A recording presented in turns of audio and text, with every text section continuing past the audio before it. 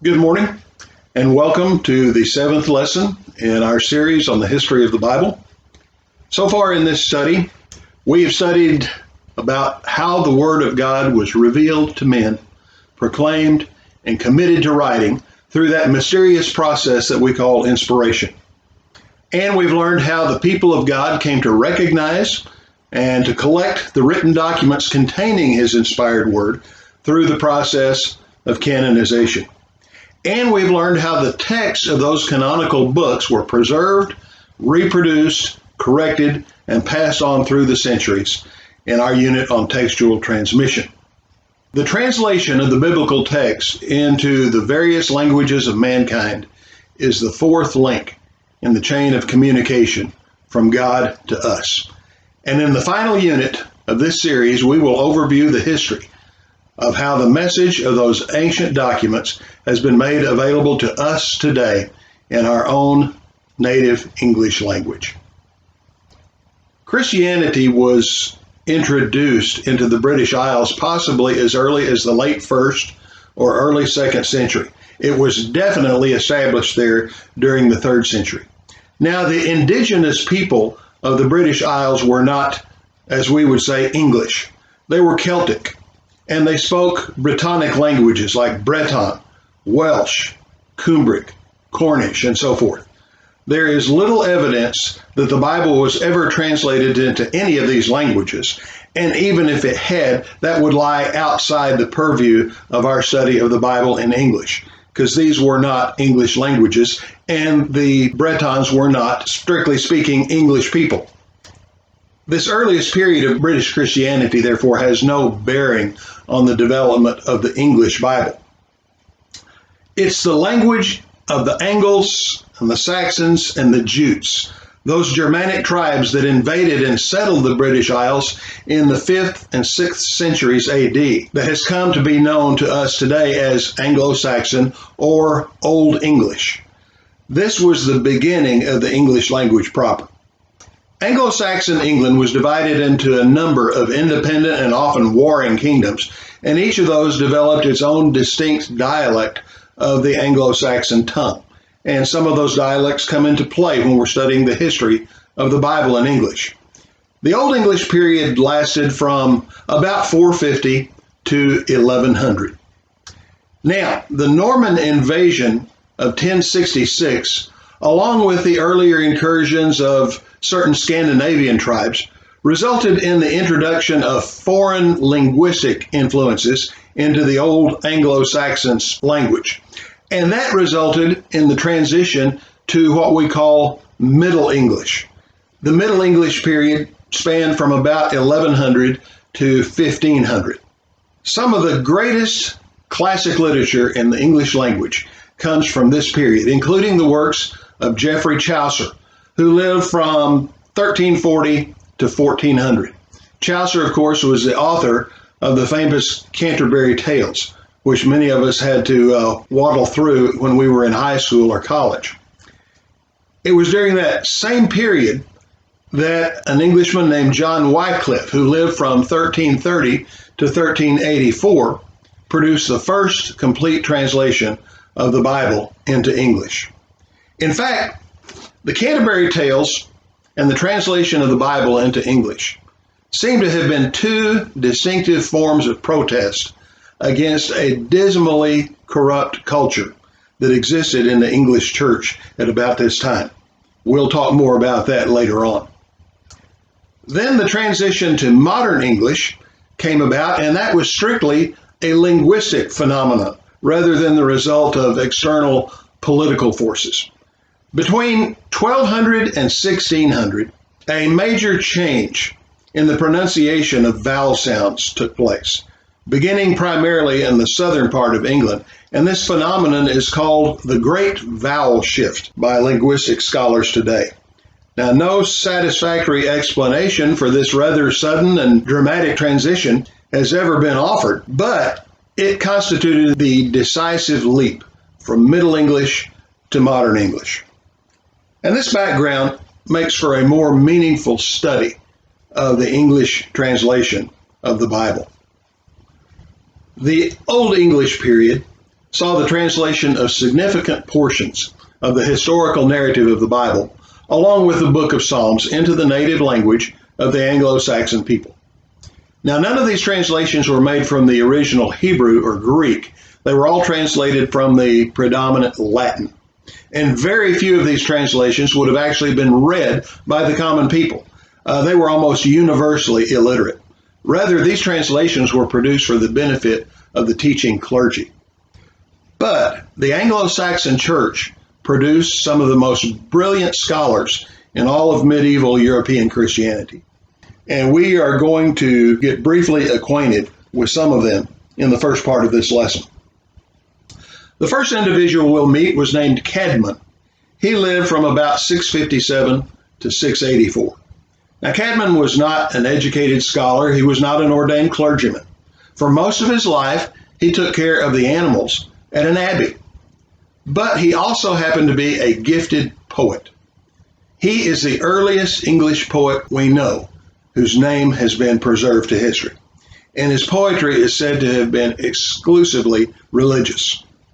Now, although his only surviving work is one single hymn, his literary output is said to have included translations and paraphrases from both the Old and the New Testaments.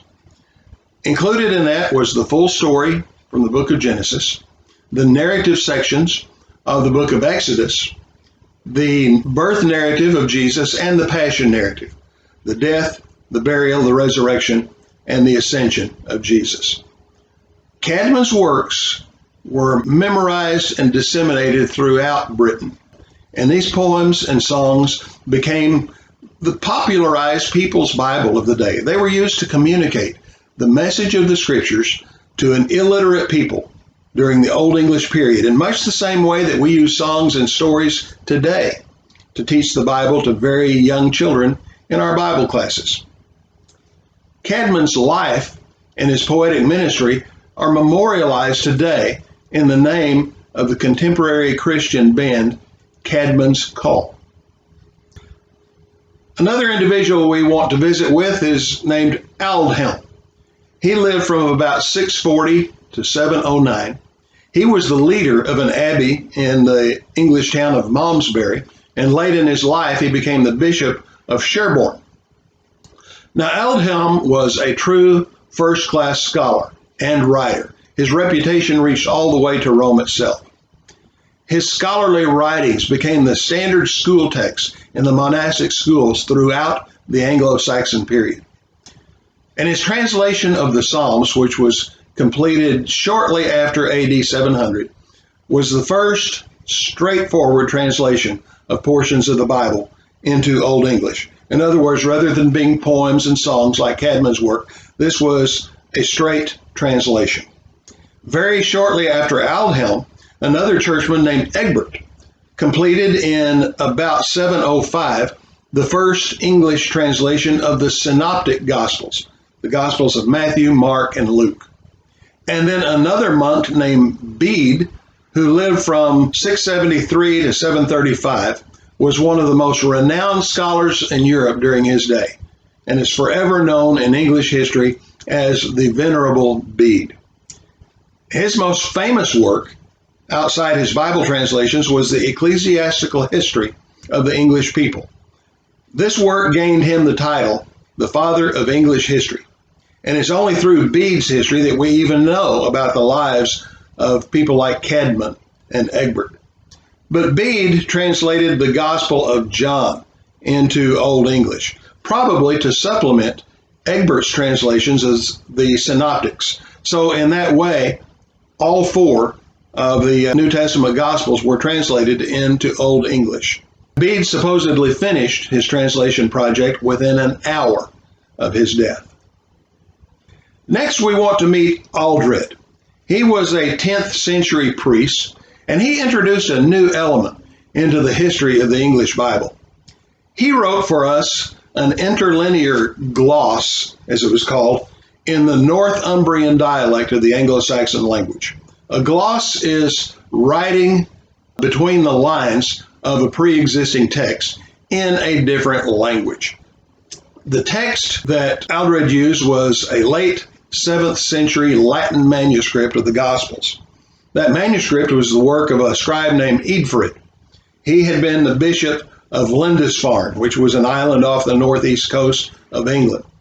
So Aldrid took Eadfrid's manuscript, and in between the lines, he translated those Gospels into Old English. And so Aldrid's work is called the Lindisfarne Gospels. And these still exist. They are in the collection of the British Library in London. And then about a generation later, an Irish scribe named MacRegal made another Anglo-Saxon gloss known as the Rushworth Gospels.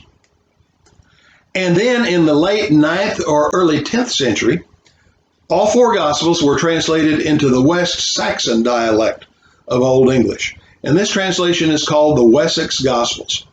The Wessex Gospels constitute the oldest independent Old English version of the Gospels that still exists. These were not interlinear glosses. This was an independent, standalone translation. The page that is shown on this slide contains the text of Luke chapter 23, verses 18 to 33. To the right is a transcription in a more readable type. And as you can see, Old English is virtually unintelligible to modern English speakers. The last Old English personality we'll meet is named Ælfric. He lived from about 950 to 1020. He translated and edited portions of what is called the Old English Hexateuch. That means 6 books, the books from Genesis to Joshua. Ælfric translated portions of those 6 books from, again, Latin. The best known copy of Ælfric's work was a richly illustrated manuscript that's shown here. This also is held by the British Library in London. Another copy of Ælfric's text, without the lavish illustrations, is in the collection of the Bodleian Library at Oxford University. This copy also includes the book of Judges, and thus it is called the Old English Heptateuch, which means 7 books. And there are a number of other Anglo-Saxon translations of parts of the Bible that still exist or are known from literary attestation. But these that we have enumerated here are probably the prime representatives of the Old English Bible. There never was a complete Bible in Old English as such. The majority of the liturgy in the Anglo-Saxon church was conducted in Latin. And for teaching purposes among an illiterate laity, not much was needed in the vernacular of the people beyond the narrative portions, the stories of the scriptures. So the more didactic teaching portions of the Bible, the prophets, the epistles, the apocalypse or revelation, those would have to wait for another day and another time before they would be translated into English. That time would be the Anglo-Norman period, following the Norman conquest of England in 1066. Now, although no complete English Bibles were produced prior to the 14th century, there were several indications that such an enterprise would be forthcoming, and sooner rather than later. First of all, after the Norman conquest had worked its transitions on the English language, partial translations began to be made into the Middle English dialects. And the wide circulation of those early translations, alongside the rebirth of literacy and learning among the general population, helped create the demand for the whole Bible in English. Another impetus to English Bible translation was the deplorable moral degeneracy and spiritual apathy of the clergy that we mentioned before. Is suggested by these illustrations from a modern edition of Chaucer's Canterbury Tales. The people were just indignant with the church at that time because of its hypocrisy and its degeneracy. The first person we want to meet then in this period of time is named John Wycliffe. Wycliffe lived from about 1320 to 1384, and he has the honor of being the first to translate the entire Bible into English. Wycliffe, or Wycliffe, is pronounced by some people. You can take your pick. He was a crown chaplain and a doctor of theology at Oxford University. And he became a prime advocate of religious reform within the Roman Catholic Church in these dark days that we've talked about.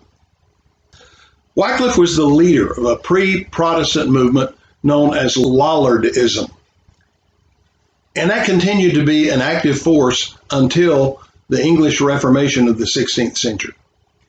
In 1381, Wycliffe was dismissed from his position at Oxford because of his aggressive criticism of the Catholic Church. And part of his response, part of his rebellion against the evils that he saw in the church of his time, was his effort to translate the Bible into the language of the people. Now, Wycliffe's translations were not of the greatest quality. In his defense, we've got to note that the only texts that he had available to translate from were very poor quality manuscripts of the Latin Vulgate. But he also chose to do his translation work in such a way that it adhered so literally to the Latin sentence construction and word order and so forth that they often violated English idiom. So it didn't really read or sound like English to the people. But nevertheless, the English Bible translations associated with Wycliffe formed a new epoch in the history of the Bible in England. His New Testament was completed in 1380, and the Old Testament followed posthumously in 1388.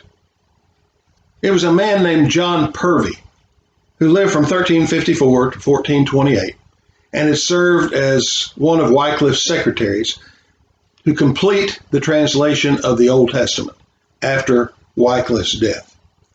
Purvey is also credited with revising Wycliffe's entire work in about 1395.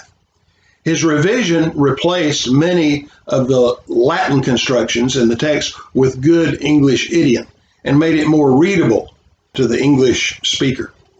He also made an editorial choice of removing the prefaces that had been in the Latin Vulgate and Wycliffe had translated into English. Purvey took those out. Purvey's revisions tended to drift away from the liturgical Latin of the Catholic Church, and it helped to contribute to a gradual weakening of the papal influence over the English people. This would eventually culminate in the Protestant Reformation under Henry VIII, later in the 1500s. But already the tilt away from the influence of Rome is beginning, even during the life of Wycliffe and Purvey. Now, Wycliffe died peacefully enough in 1384, but as it turned out, he would not be allowed to rest in peace. In the region of Bohemia, which is a part of modern-day Czech Republic, another reformer named John Huss was also challenging the authority of the Roman Catholic Church, and he was greatly inspired by the thinking of John Wycliffe. Now, Huss was eventually condemned and burned at the stake for heresy in 1415. But because of the powerful influence that Wycliffe had had on the Hussite rebellion, as it was called, Wycliffe's body was exhumed from its grave and burned, and then his ashes were scattered on the River Swift in 1428. That was 44 years after his death. So Wycliffe had started something, and it would not die with him. It would be almost 150 years before another serious effort to translate the Bible into English was undertaken. But when it did, it would have an impact that continues right down to the present day. William Tyndale, born 1492, died 1536. He came onto the scene in England during the Renaissance, and to him goes the credit for the first English Bible translated from the original languages rather than from the Latin. He is also credited as the first to render any part of the English Bible in print rather than as a manuscript. Tyndale was educated at Oxford. He eventually took a Master of Arts in theology, but he was disgusted with his education at Oxford, especially the fact that the curriculum for his theology degree did not include any systematic study of the Bible. Later in his life, he complained, "They have ordained that no man shall look upon the Scripture until he be nozzled in heathen learning 8 or 9 years, and armed with false principles, with which he is clean shut out of the understanding of the Scripture." Tyndale has been described by someone else as a man of sufficient scholarship to work from Hebrew and Greek, with genius to fashion a fitting English idiom, and faith and courage to persist whatever it cost him. And it would cost him his life. The religious ferment caused by Wycliffe's Bible led to the imposition of the death penalty for anyone found in unlicensed possession of the Bible in English, although translations were readily available in all the other major European languages. But Tyndale, like Wycliffe before him, was a reformer at heart, and he was not one to be deterred by anyone else's threats. While he was still at work on his translations, he became involved in a dispute with a clergyman who declared that Englishmen had better be without God's law than without the Pope's. And Tyndale is supposed to have replied, "I defy the Pope and all his laws. If God spares my life, ere many years I will cause the boy that driveth the plow to know more of the Scriptures than thou dost." So that was his attitude. That was his goal, to put the Bible in the hands of the common people. After unsuccessful attempts to do his translation work in England, Tyndale fled to the European continent in 1524. Despite further difficulties, his New Testament was printed in Cologne in February of 1526. That was followed by a translation of the Pentateuch in 1530 and the Book of Jonah in 1531. His work had to be smuggled into England, where it began circulating despite opposition and condemnation from King Henry VIII and the Catholic establishment. In 1534, Tyndale, still working under constant threat of exposure, published a revision of Genesis, and in 1535 came out what he called his diligently corrected revision of the New Testament. And it was shortly after the completion of these revisions that he was betrayed and kidnapped in Antwerp and imprisoned in the fortress of Vilvoorde in Belgium.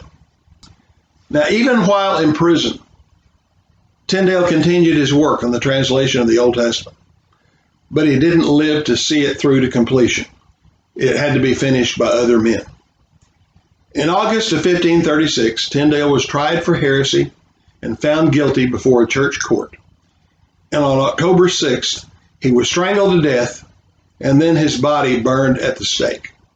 And legend holds that his last words were, "Lord, open the King of England's eyes." And as we shall see, that prayer was answered.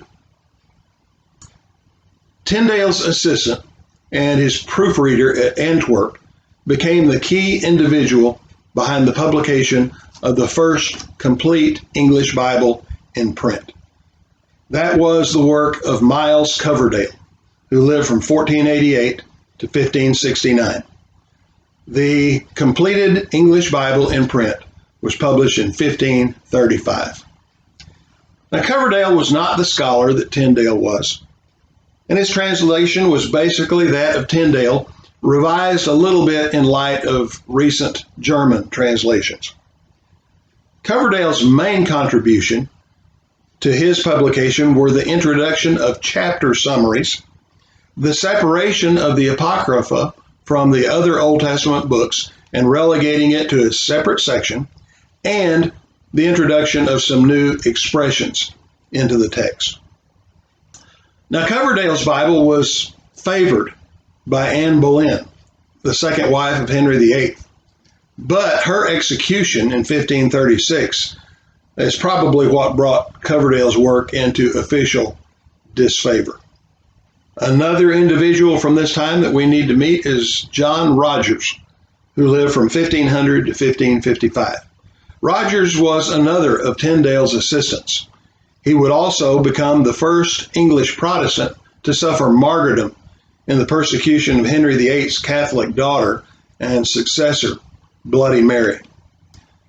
Rogers' English Bible wasn't really a new translation. Rather, he merely combined the Tyndale, Coverdale Old Testaments with the 1535 revision of Tyndale's New Testament, and then he added some extensive notes and references. But he was unwilling to associate his own name with work that was essentially the work of other people.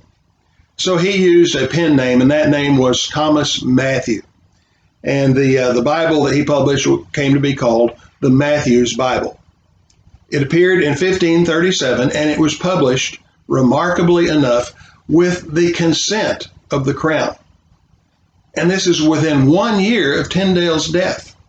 However, conservatives in the Church of England were offended by the Tyndale roots of Rogers' version, as well as by his notes and his references, and it never really gained wide acceptance among the English people, and especially in the English church. A fourth English version in the Tyndale tradition that we need to mention was that of Richard Taverner. Taverner was a lawyer who was well educated in Greek, and he revised the Matthew's Bible in 1539, and in many ways it was a marked improvement. But even Taverner's Bible was soon eclipsed by other efforts, and it had little influence on the subsequent English Bible translations. The next stage in the process came about when Tyndale's prayer was answered, and God opened the King of England's eyes, so to speak. Eventually, Henry VIII and the episcopacy of the Church of England realized that if they cannot stem the demand for English translations of the Bible, they might as well co-opt that demand. And so a number of new English translations appeared within the first 40 years following Tyndale's martyrdom. And all of these enjoyed either official or tacit approval of the church and the crown. The first one we want to look at is called the Great Bible. It was published in 1539. It derived its name from its large size. It was a folio book, measured about 12 inches wide by 19 inches long. And it was translated under the direction of Tyndale's assistant, Miles Coverdale. It was the first English Bible authorized by Henry VIII and the Anglican Church for public reading and worship services. Now, in essence, the Great Bible was a revision of John Rogers' revision of Tyndale's Bible. So it's a third generation revision. And so, ironically, the Tyndale tradition of the English Bible, which had cost William Tyndale his life, became the authorized Bible of the Church of England, who had killed him. And this is only 3 years after Tyndale's death. The Great Bible, like Coverdale's earlier work, removed the apocryphal books from the main body of the Old Testament and grouped them separately in their own section under the title of Hagiographa, which means holy writings. The Great Bible was the first English Bible to be officially appointed for use in the churches, and it enjoyed wide popularity for almost 30 years. A popular nickname for the Great Bible was the Chained Bible, because the huge volumes were often chained to the pulpits in the churches, not to keep them from being read, but to keep the people from stealing them. Such was the demand for the Bible in the English home. And that demand was largely met by the next English translation we want to look at, and that is called the Geneva Bible. The Geneva Bible was published in the New Testament in 1557, followed by the Old Testament in 1560. It was produced during the reign of Mary Tudor, Bloody Mary, who we mentioned before, and her attempt to reverse her father's Protestant Reformation in England resulted in the deaths of such men as John Rogers and the exile to the continent of a number of other men like Miles Coverdale. Now, while it was no means an authorized version, the Geneva Bible exercised a great deal of influence on future English translations. While persecution raged in England Geneva became a place of refuge for the non-conforming English Christians known as Puritans. And it was there that John Knox led a group of Puritan exiles in the preparation of an English version of the Bible to meet their own religious needs.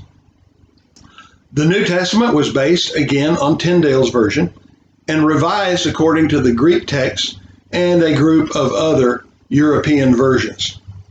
The Old Testament and a revised edition of the New appeared in 1560.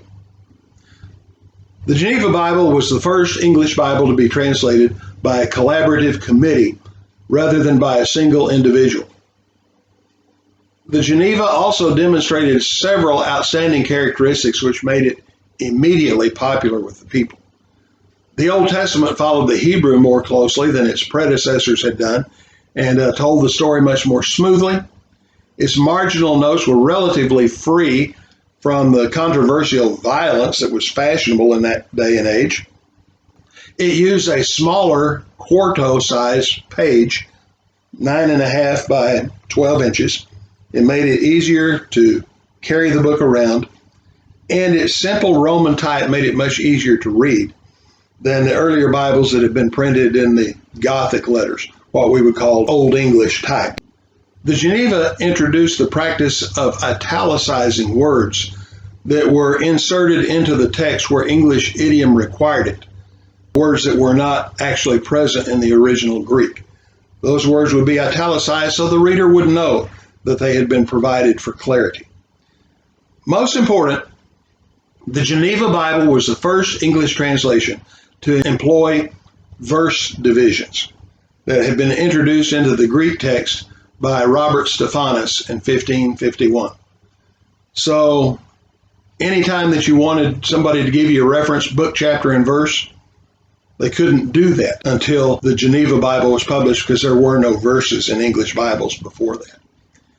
The Geneva Bible went through at least 140 editions prior to 1644. It retained its popularity against the Bishop's Bible, which came later, and the first generation even of the King James Version. The English Puritans made extensive use of the Geneva Bible, and its influence permeated the pages of William Shakespeare. And the most ironic thing, even the original preface of the King James Version, in the places where it quotes Scripture, those quotations are taken from the Geneva Bible. Next in order is the Bishop's Bible, published in 1568. This is a revision of the Great Bible and it's an attempt by Anglican church leaders to win back the reading public's loyalty from the Geneva Bible. The name reflects the fact that most of the translators were bishops, and their goal was to produce a dignified and safe version for public reading, an improvement in scholarship over the Great Bible, and a less radical style than the Geneva Bible, while at the same time being willing to learn from the Geneva Bible. A unique feature of the Bishop's Bible was its beautiful illustrations. And the translators of the Bishop's Bible were better Hebrew and Greek scholars than those of the Great Bible, and it was a superior translation. Many of their innovations were carried over into the Reims Douay Catholic translation and even into the King James Version. And had the Bishop's Bible appeared prior to 1557, it would have been the best English translation that had appeared to date. But however, even with the strong support given by the Anglican Convocation of Canterbury in 1571, the Bishop's Bible could not overcome the insurmountable disadvantage of being introduced after a superior translation was already in circulation, and that was the Geneva Bible. So although the Bishop's Bible was the translation generally found in English churches from 1568 to 1611, the Geneva Bible was still the Bible that would be found in English homes.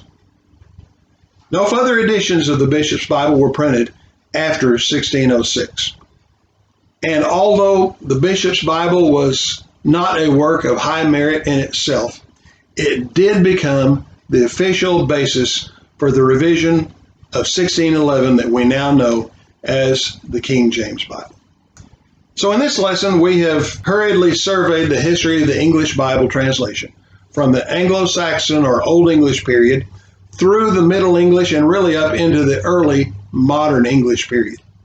In our 8th and final lesson next week, we will continue our survey of the translation of the Bible into modern English, right up to the huge variety of English translations available to us today. And I hope you'll be back with us next week for that study. God bless you, and have a great week.